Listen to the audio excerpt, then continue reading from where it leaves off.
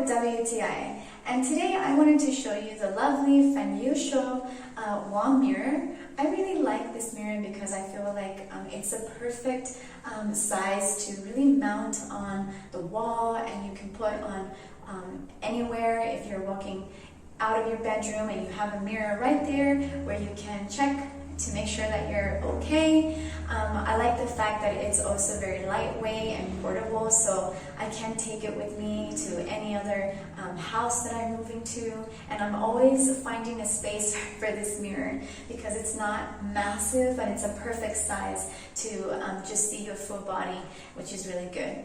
It's also a very good quality mirror. I love how clear it is as well. It doesn't make me look bigger or thinner. It's just really, really nice that way. And it's also very, very good in terms of how clean I can keep it and how durable it is. So if you're looking for a very good quality mirror that you can mount on a wall or have it in your bedroom, or really anywhere around the house, I would recommend this one. I've loved using it. I take it with me everywhere I go, and that's my point of view.